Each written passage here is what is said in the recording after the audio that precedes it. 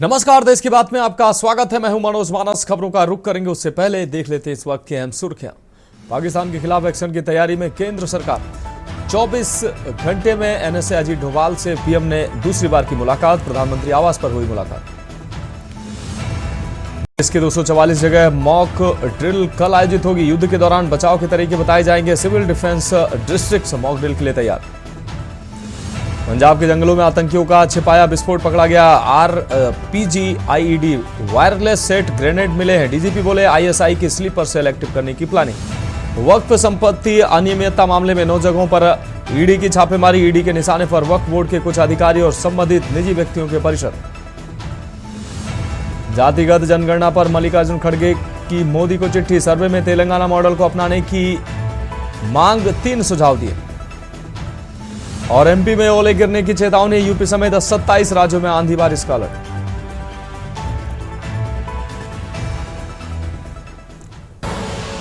आप देख रहे हैं के न्यूज, खबरों का सारथी।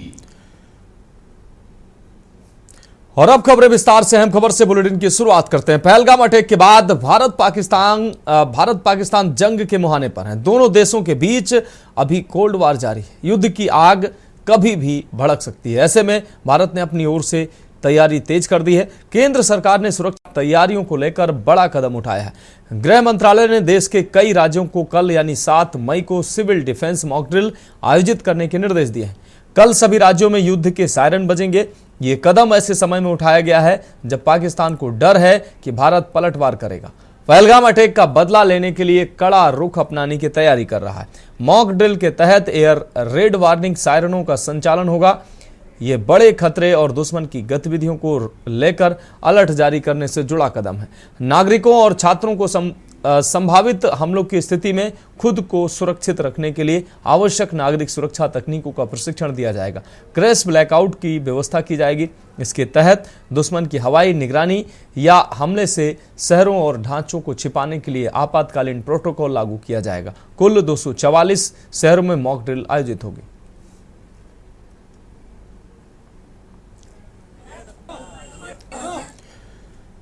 भारत सरकार ने पूरे देश में कैशलेस ट्रीटमेंट स्कीम लागू करने की अधिसूचना जारी कर दी है। इसके तहत सड़क दुर्घटना के शिकार हर व्यक्ति को हादसे के दौरान अधिकतम 1.5 लाख रुपए तक का मुफ्त इलाज मिल सकेगा। सड़क परिवहन और राजमार्ग मंत्रालय द्वारा जारी गजट अधिसूचना के अनुसार ये योजना 5 मई 2025 से लागू हो गई है। सड़क परिवहन और राजमार्ग मंत्रालय की ओर से जारी अधिसूचना के मुताबिक अगर किसी भी व्यक्ति का सड़क हादसा मोटर वाहन के कारण होता है तो उसे इस स्कीम के तहत देश के किसी भी हिस्से में इलाज की सुविधा मुफ्त में मिलेगी। हादसे के शिकार व्यक्ति को सरकारी या नामित अस्पतालों में इलाज के लिए कोई पैसे नहीं देने होंगे। इस योजना के तहत पीड़ित व्यक्ति को दुर्घटना की तारीख से अगले 7 दिनों तक अधिकतम 1.5 लाख रुपए तक का मुफ्त इलाज दिया जाएगा।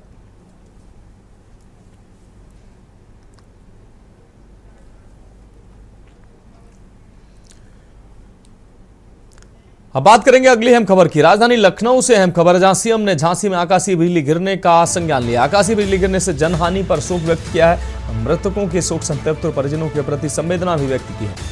मृतकों के परिजनों को राहत राशि तत्काल दिए जाने के निर्देश दिए हैं। तो मृतकों के परिवार के प्रति शोक संवेदना मुख्यमंत्री ने व्यक्त की है। मुख्यमंत्री ने संज्ञान लिया है इस प्राकृतिक घटना का। सीएम ने झांसी में आकाशीय बिजली गिरने का संज्ञान लिया है।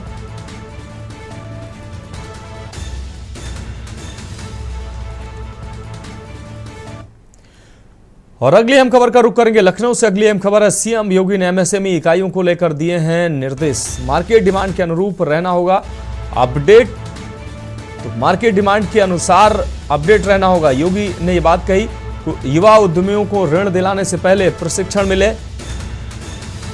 प्लेटेड फैक्ट्री कॉम्प्लेक्स के लिए निजी क्षेत्र में शामिल हो। मुख्यमंत्री ने ये बात कही।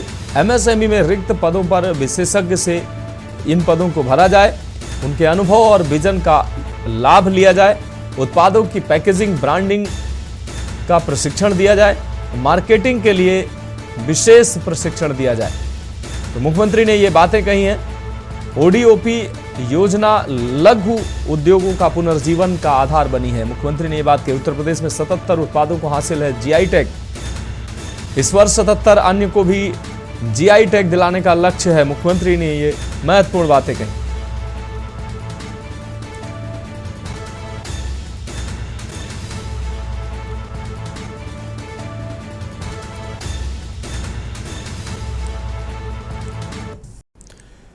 सीएम योगी आदित्यनाथ कल नियुक्ति पत्र का वितरण करेंगे। सुबह 10 बजे लोक भवन सभागार में यह कार्यक्रम आयोजित होगा।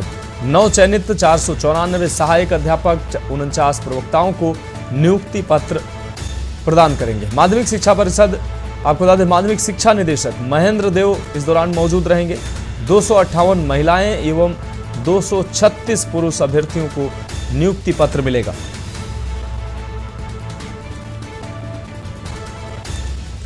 तो सुबह 10 बजे लोक भवन सभागार में कार्यक्रम आयोजित होगा। 494 सहायक अध्यापक व प्रवक्ताओं को पत्र मिलेंगे, नियुक्ति पत्र। 49 प्रवक्ताओं को भी नियुक्ति पत्र मिलेंगे। माध्यमिक शिक्षा निदेशक महेंद्र देव भी इस दौरान मौजूद रहेंगे।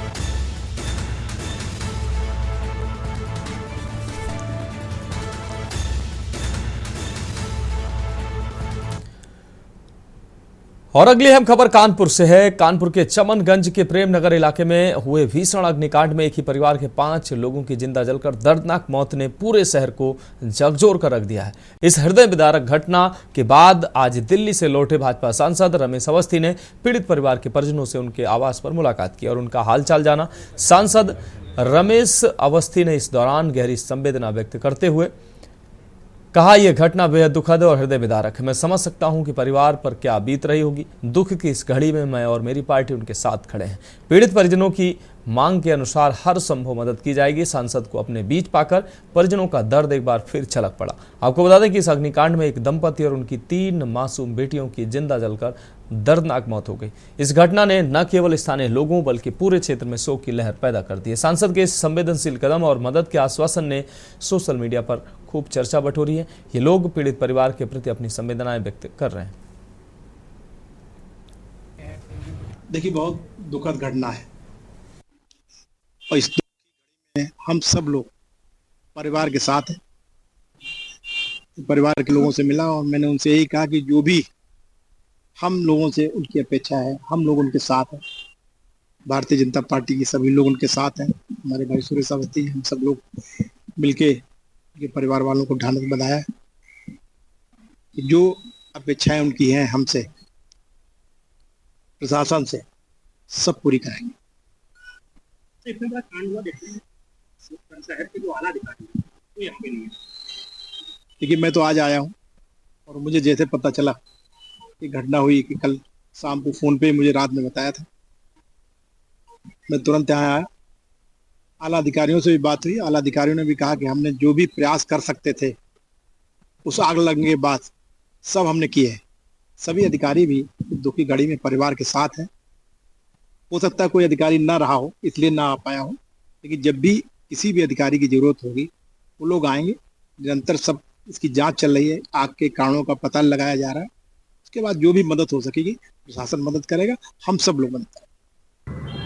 बार बताए भाई, आप लोग छोड़ो यार, सब चीजें छोड़ दो, खत्म करो, अपने को मत तकलीफ दो। 9:12 में सामने वाले का फोन आया कि आग लग गई है। हमने भाई को फोन करा, भाई कह रहा काशिफ भागो, आग लग गई है। पता नहीं मेरा भाई कैसे फंस गया। वो बेचारा बच्चों को बचाने के लिए ऊपर भागा। पता नहीं क्या धुआं, 2-3 मिनट में फोन ऑफ, उसका 2 से 3 मिनट में फोन मिलाते मिलाते 9:14 पे मेरे भाई से बात हुई। 16 पे उसकी कॉल आई मेरे पास, हम बात नहीं कर पाए। हम मिला रहे मोबाइल ऑफ, हम मिला रहे मोबाइल ऑफ। किस चीज का यहाँ कारखाना था बताया जा रहा है, माल ज्यादा रखा था। मेरा जूते का कारखाना था भाई। और क्या नाम है, यहाँ पे जो है पहले 1 साल पहले काम बंद हो गया। 1 साल पहले से हम लोग सिर्फ यहाँ पे गोदाम बना दिया था कि माल वहाँ पे जगह ली मेरे भाई ने बंतर में कि वहाँ काम करेंगे, यहाँ काम नहीं करेंगे। यहाँ पे गोदाम बना दिया भाई ने, मेरे पूरा माल रखा था।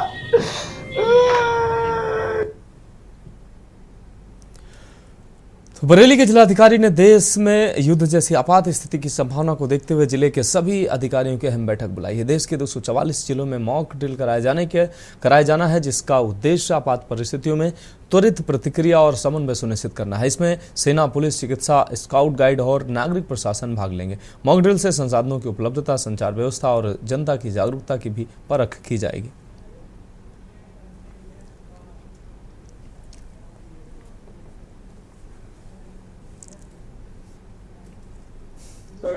मॉक को लेकर किस तरीके से जागरूकता जाए? जैसा कि आपके संज्ञान में है, मिनिस्ट्री ऑफ होम अफेयर्स द्वारा देश के 244 निर्धारित नागरिक सुरक्षा जनपदों में दिनांक 7 मई को नागरिक सुरक्षा मॉक ड्रिल एवं अभ्यास प्रदर्शन आयोजित किए जाने के निर्देश दिए गए हैं। उसी के संबंध में इस मॉक ड्रिल को अप टू विलेज लेवल तक इसको विस्तार किया जाना है। इस मॉक ड्रिल का जो उद्देश्य है कि नागरिक सुरक्षा आयुओं द्वारा लोगों को किसी भी विषम परिस्थिति में तैयार रहने हेतु एवं ऑपरेशनल क्षमता समन्वय बनाए रखना है। वैवाहिक कार्यक्रम में शामिल होने रक्षा मंत्री राजनाथ सिंह के पुत्र पंकज सिंह कानपुर पहुंचे। कार्यक्रम में शिरकत करने से पहले पंकज सिंह भारतीय जनता पार्टी कार्यालय पहुंचे और पार्टी पदाधिकारियों और जनप्रतिनिधियों से भेंट की। मीडिया से बातचीत के दौरान पंकज सिंह ने गृह मंत्रालय द्वारा देश में होने वाले मॉक ड्रिल आदेश पर जवाब देते हुए कहा कि आतंकवाद को करारा जवाब मिलेगा। जनता यही चाहती है, देश यही चाहता है और प्रधानमंत्री ने कहा कि आतंकवाद को करारा जवाब दिया जाएगा। साथ ही आतंकवाद को संरक्षण देने वाले देश पाकिस्तान को भी जवाब मिलेगा। जातीय जनगणना पर उन्होंने कहा कि जनगणना पर विपक्ष राजनीति लाभ लेने की कोशिश करता है, इसे प्रधानमंत्री नरेंद्र मोदी ने कर दिखाया।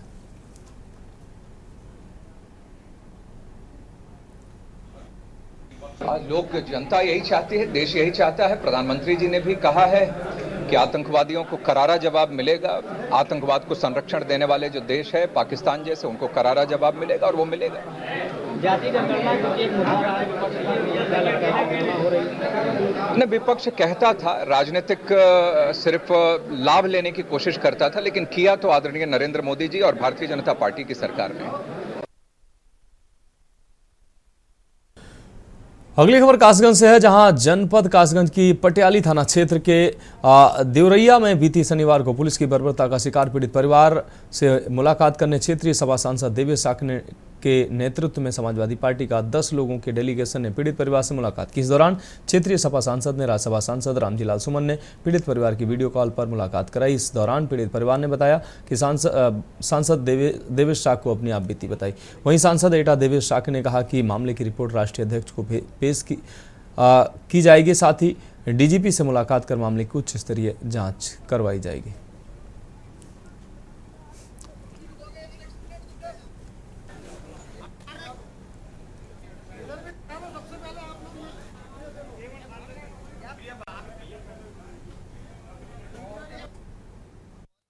के राष्ट्रीय अध्यक्ष अखिलेश यादव जी के नेतृत्व में यहाँ पे हुई बर्बरता जो पुलिस द्वारा की गई, इसकी पीड़ित परिवार से मिलने के लिए हमारा प्रतिनिधिमंडल आया है और इस प्रतिनिधिमंडल में समाजवादी पार्टी के महासचिव और बहुत सम्मानित हमारे सीनियर नेता आदरणीय सांसद रामजीलाल सुमन जी भी थे। लेकिन जिस तरह से पुलिस ने उनको नज़रबंद कर दिया है अपने घर में और निकलने नहीं दिया, ये साफ उस चीज़ को दर्शाता है कि जब जब भारतीय जनता पार्टी के द्वारा अन्याय होगा तो जो सच्चाई बोलने वाली लोग हैं, जो सच्चाई रखने वाले जो भी है, चाहे आप पत्रकार बंधु हैं, तो मेरा आपसे भी आग्रह है कि सच्चाई को दिखाएं।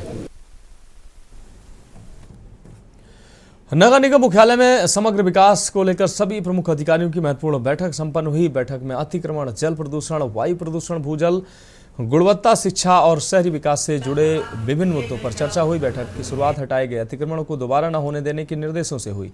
विशेष रूप से सीटीआई से हलुआ खेड़ा तक ही नहर पर किए गए अतिक्रमण पर चर्चा करते हुए महापौर ने सिंचाई विभाग को निर्देश दिया कि नहर से अतिक्रमण हटाकर नगर निगम को सौंपा जाए।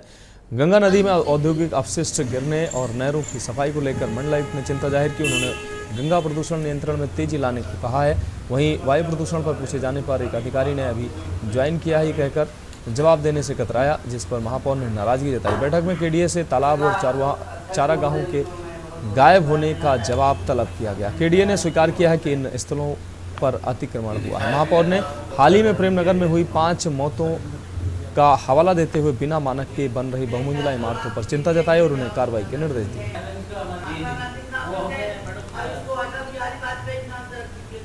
देखिए, ये बैठक तो हमें पहले करना चाहिए था, लेकिन मैं नहीं कर पाई। हम नगर निगम का पूरे शहर का कैसे अच्छे से विकास कर सकूं और लोगों को कुछ दे कर जाऊं, इसलिए मैंने बैठक बुलाई। अब आप ये देखिए, मैंने 18 विभाग के लोगों 15 विभाग के लोगों को बैठक की। इसमें हर विभाग था। जैसे एक विभाग मैंने इसलिए बुलाया कि मैंने सड़क बनाई और उन्होंने सड़क तोड़ी, तो मैंने अतिक्रमण हटाया, अतिक्रमण दोबारा हो गया। तो कहीं न कहीं सारे अधिकारी तो इसमें इन्वॉल्व हो, हमने से सब लोग बैठ के अगर काम करेंगे तो शहर को कुछ देंगे। अब हम अतिक्रमण पुलिस कमिश्नर के यहाँ से जो आए थे, उन्होंने कहा कि जो अतिक्रमण आप हटाए उसकी फोटो दे दीजिए, हम हर थानों में भेज देंगे, अतिक्रमण दोबारा नहीं लगेगा। इंडियन मेडिकल एसोसिएशन कानपुर शाखा द्वारा 6 मई को मनाए जाने वाले विश्व अस्थमा दिवस के संबंध में 6 मई को एक प्रेस कॉन्फ्रेंस का आयोजन किया गया। इस प्रेस कॉन्फ्रेंस को आईएमए कानपुर के अध्यक्ष डॉक्टर नंदिनी रस्तोगी ने कानपुर के वरिष्ठ डॉक्टरों के साथ अस्थमा रोग के अवगुणों के बारे में संयुक्त रूप से संबोधित किया। इस बारे में जानकारी देते हुए IMA president Kanpur doctor Nandini Rastogi ने बताया कि अस्थमा के बारे में जन सामान्य को जागरूक करना है और उसके प्रभावी नियंत्रण के लिए शिक्षा और सहयोग को बढ़ावा देना है। इस वर्ष अस्थमा दिवस 2025 थीम सभी के लिए इनहेलर उपचार सुलभ बनाएं। वाइस प्रेसिडेंट डॉक्टर कुणाल सहाय ने जानकारी दी है कि अस्थमा एक ऐसी बीमारी है जो बच्चे से लेकर बड़े तक को परेशान करती है और विगत दिनों में टेक्नोलॉजी और साइंस के मिश्रण से इसके इलाज में काफ़ी नवीनतम दवाइयाँ उपलब्ध हुई हैं जो कि इस्तेमाल करने में बेहद आसान है। हमारे बड़े वरिष्ठ सदस्य हैं। कई वर्षों से हम लोग विश्व अस्थमा दिवस मना रहे हैं और उसकी वजह से हम लोग बहुत सारे लोगों से ये भ्रांति दूर करने में सफल हो चुके हैं कि इनहेलर का इस्तेमाल कोई एडिक्शन नहीं करता। जैसे हम पानी पीते हैं, खाना खाते हैं, उससे हमें एडिक्शन तो नहीं हो रहा ना। उसी तरह से अगर हमारे शरीर को दवा की ज़रूरत है तो वो दवा कम से कम मात्रा में केवल इनहेलर द्वारा ही दी जा सकती है। जो भी दवाई हम मुंह से खाते हैं, जैसे कि सिरप लेते हैं या गोली लेते हैं या कैप्सूल लेते हैं, वो पहले पेट में जाती है, फिर लिवर में जाती है, पूरी बॉडी में जाती है और इसका एक थोड़ा सा हिस्सा आपके फेफड़ों में जाता है। लेकिन अगर हम डायरेक्ट दवा फेफड़ों में सही ढंग से ले लें तो वो ज़्यादा से ज़्यादा फायदा करती है। आज वर्ल्ड अस्थमा डे पर हम लोग इस बात की जागरूक कर रहे हैं कि जो वर्ल्ड अस्थमा डे की थीम है कि सभी के लिए इनहेलर का उपचार आपको सुलभ करिए, यानी easy access to inhalers for every patient of asthma.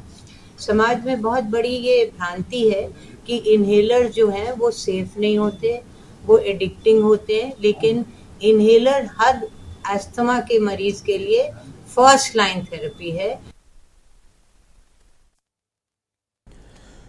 Ghazipur जिले के कोतवाली क्षेत्र के अंतर्गत बरजुआ गांव में बीती रात एक दिल दहला देने वाली घटना सामने आई। गांव के 50 वर्षीय दृष्टिहीन साधु राम नगीना यादव की अज्ञात हमलावरों ने गला रेत कर बेरहमी से हत्या कर दी। मृतक वर्षों से गांव के एक मंदिर में पूजा पाठ कर और भिक्षा मांगकर जीवन यापन कर रहे थे। वे अपने भाई वकील यादव से अलग रहते थे और गांव के ही पिंटू पूनम नामक दंपति के यहाँ भोजन करते थे। बताया जा रहा है कि उनके और भाई के बीच पुश्तैनी जमीन को लेकर विवाद भी चल रहा था। घटना सोमवार देर रात की है। राम नगीना हमेशा की तरह खाना खाकर घर के बाहर सो रहे थे, तभी रात के अंधेरे में हत्यारों ने उन पर हमला कर दिया।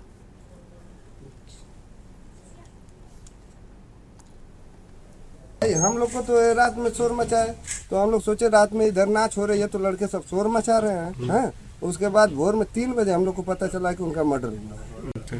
तो हम लोग आए देखे तो पुलिस प्रशासन के लोग सब लोग यहाँ जमे थे। तो हम लोग क्या बताएंगे, अब उनका पारिवारिक मैटर था कि क्या है कैसे है। उसको भाई मर्डर हुआ है, गला काटा गया था। अच्छा, गला काट कर और कहीं और चोट थी? नहीं, कहीं नहीं, सिर्फ गला। फिर कब हुआ है? 1:30 बजे रात को हुई थी। अच्छा, क्या बताएंगी कैसे हुआ, मतलब कौन करने वाले हैं लोग? तो हम देखे नहीं है ना, हम देखे नहीं तो कैसे मालूम हुआ आपको? आवाज आया था, वो हम लोग को बुलाए, एक ही बार आवाज दिए, हम लोग आने में एकदम उनको पीटने लगे।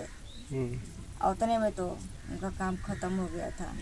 देखिए, ये रात को 6 मई 2025 की रात को करीब 2:30 बजे पीआरवी के माध्यम से पुलिस को ये सूचना मिली थी कि थाना कोतवाली के अंतर्गत पड़ने वाले गांव गौसपुर बुजुर्गा में एक व्यक्ति जिनका नाम नगीना यादव है, जिनकी उम्र करीब 50 वर्ष होगी, जो हर रोज़ जो है एक आटा चक्की के बाहर सड़क के किनारे सोते थे, उन पर किसी के द्वारा प्रहार करके उनकी हत्या कर दी गई है। सूचना मिलने पे तत्काल पुलिस बल वहाँ पे पहुँचा, फील्ड यूनिट वहाँ पे पहुँची और उसमें जो भी परिजन हैं, जो भी उनके जानने वाले हैं, उनसे तहरीर प्राप्त की गई है और अग्रिम विधिक कार्रवाई की जा रही है।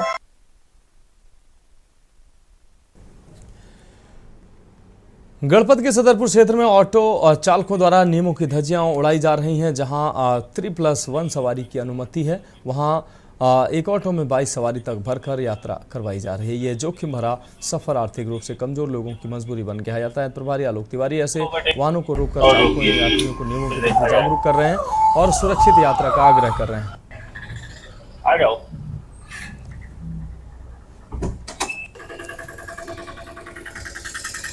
क्यों भाई साहब, ड्राइवर साहब, इन लोगों की जिंदगी का कोई मतलब नहीं है क्या?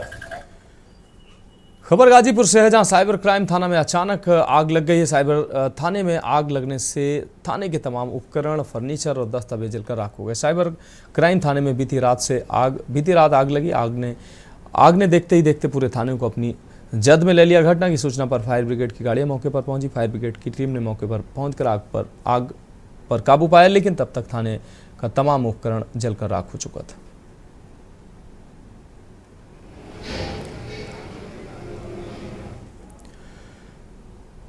सिद्धार्थनगर के डुमरियागंज नगर पंचायत स्थित 69,44,000 की लागत से बने नए प्राथमिक स्वास्थ्य केंद्र भवन का आज DM doctor Raja Ganapati R की अगुवाई में जनपद सिद्धार्थनगर में हाई स्कूल व इंटर में जिले को टॉप करने वाली छात्रा आस्था पटेल और अनुष्का पटेल ने प्राथमिक स्वास्थ्य केंद्र का लोकार्पण किया। पूर्व के प्राथमिक स्वास्थ्य केंद्र की स्थिति बहुत खराब थी, जिसको लेकर कई बार स्थानीय लोगों द्वारा नए भवन की मांग की गई थी, जिस पर DM doctor Raja Ganapati R द्वारा निरीक्षण किया गया था। उसके बाद तत्काल जर्जर अस्पतालों को डिमोलिश कराकर नए भवन का निर्माण 4 महीने पहले शुरू कराया गया था। अब अस्पताल की नई बिल्डिंग मिलने से स्थानीय लोगों में खुशी का माहौल है। इस दौरान भारी संख्या में प्रशासनिक अमला व स्थानीय लोग मौजूद रहे।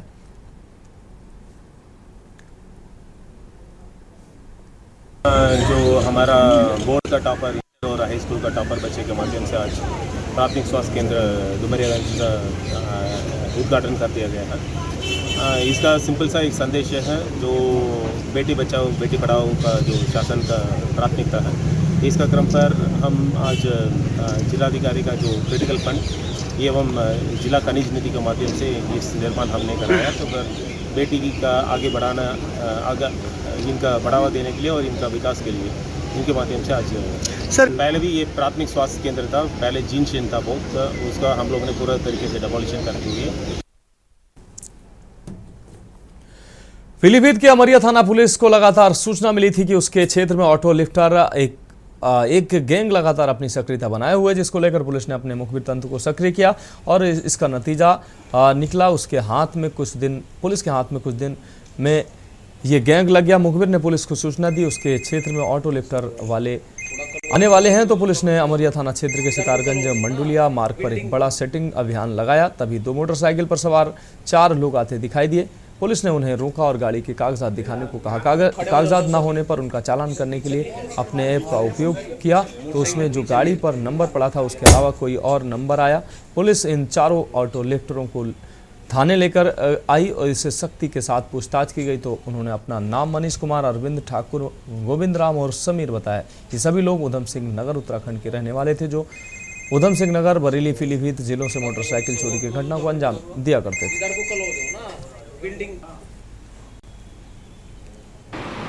कल 5 मई को जनपद पीलीभीत में थाना अमरिया क्षेत्र में 4 कुख्यात अपराधी जो कि मोटरसाइकिल चुराने में अभ्यस्त हैं, उनको गिरफ्तार किया गया है। ये तीनों मूलतः उत्तराखंड के उधम सिंह नगर जिले के रहने वाले हैं और इनके पास से 10 चोरी की मोटरसाइकिल बरामद की गई। इसके संबंध में थाने पर अभियोग पंजीकृत कर आगे विधिक कार्रवाई कराई जाएगी। कासगंज जिले के कोतवाली क्षेत्र के डुकरिया नगला के पास भागवत कथा का कलश विसर्जन करने जा रही मैक्स पिकअप पलट गई। हादसे में एक महिला की मौत हो गई है, 17 लोग घायल हो गए। कासगंज सिकंदरा राव मार्ग पर स्थित नगला डुकरिया के समीप यह हादसा हुआ। जनपद हाथरस के हाथरस जंक्शन थाना क्षेत्र के दरियापुर के रहने वाले श्रद्धालु भागवत कथा के लिए कछला गंगा घाट कलश विसर्जन करने जा रहे थे। इसी दौरान मैक्स पिकअप अनियंत्रित होकर पलट गई। गाड़ी पलटी चले गए। अच्छा, तो आप लोग कहाँ से कहाँ जा रहे थे आप? ये नगला मियाँ से जा रहे थे सुबह कचला कलश चढ़ाने के लिए। भागवत का आयोजन भागवत की कलश चढ़ाने जा रहे थे। अच्छा, क्या लोग घायल हुए हैं इसमें? ये गाड़ी पलटने से 20-25 जने थे। 8-9 लोग घायल हैं और मेरी मम्मी खत्म हुई। बागपत से अगली खबर, जहां बड़ौद विकास प्राधिकरण और सफेद पोश नेताओं की मिलीभगत से बन रही अवैध कॉलोनी में उस समय बड़ा हादसा हो गया जब अवैध कॉलोनी में मुख्य द्वार पर निर्माण किया जा रहा था। मुख्य द्वार के निर्माण की शटरिंग टूटने से लगभग 30 लोग मजदूर जो है मलबे में दब गए। मजदूरों की चीख पुकार सुनकर लोगों की भीड़ घटना स्थल पर एकत्रित हो गई और रेस्क्यू कर मलबे में दबे मजदूरों को बाहर निकाला गया, लेकिन तब तक एक मजदूर की मौत मौके पर ही, सालिम नाम के मजदूर की मौके पर ही मौत हो चुकी थी, जबकि 5 लोगों की हालत गंभीर बनी हुई। चिकित्सकों ने 2 लोगों को हायर सेंटर रेफर कर दिया। हादसे के बाद बागपत बड़ौद विकास प्राधिकरण पर भी सवाल खड़े हो रहे हैं। नाम है जी आपका? मेरा नाम जाहिद है। एक सालिम नाम का व्यक्ति है जो बिजनौर रोड बड़ौद पे काम कर रहा था। वहाँ एक दुर्घटना हादसा हुआ, सेटिंग लगी हुई थी, लेंटर लगा रहे थे तो लेंटर टूट गया। सेटिंग टूटने के बाद वो 2 ये थे 5 जने अलग अलग गांव के रहने वाले। सालिम नाले का रहने वाला है।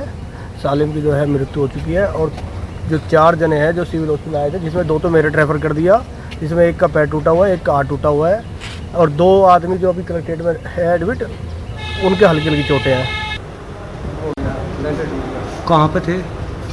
रोड के पास जो तो कैसे टूटा है? अच्छा, कितने लोग थे आप? 20-22 आदमी। अच्छा, बता, किसी की डेथ भी, मौत भी होगी? किसी की मौत भी होगी? अच्छा, कितने लोग दबे तुम इसमें? कितने लोग दबे थे? अंदाज नहीं, कोई सेटिंग वाले भी तो इसमें 20-25 लोग थे।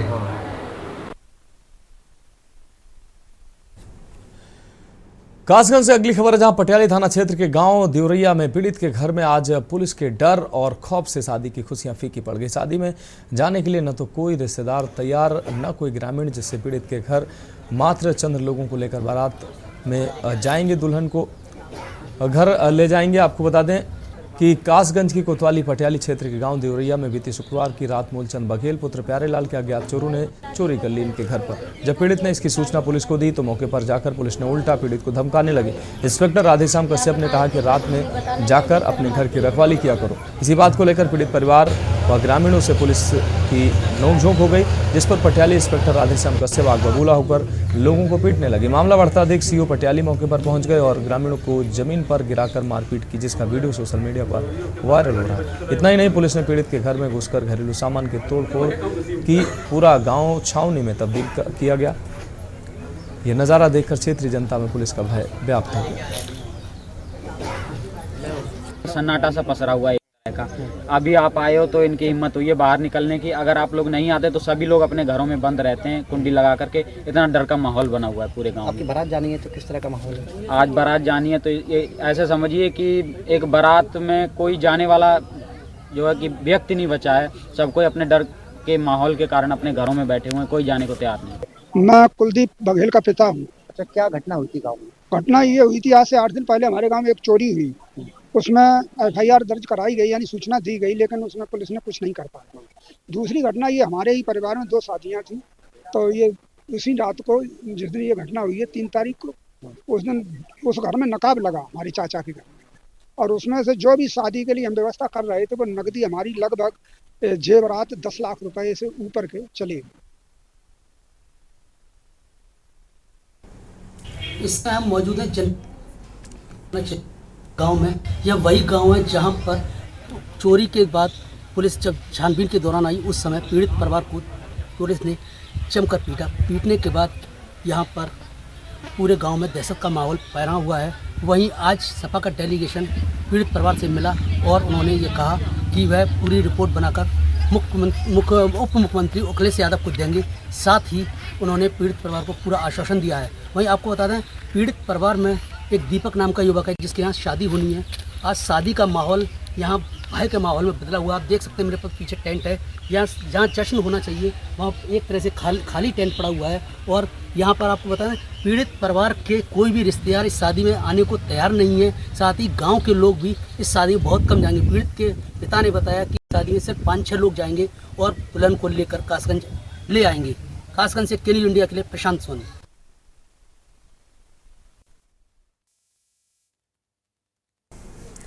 तो फिलहाल खबरों में वक्त है एक ब्रेक का। ब्रेक के बाद उत्तराखंड की खबरों का रुख करेंगे। आप देख रहे हैं के न्यूज, खबरों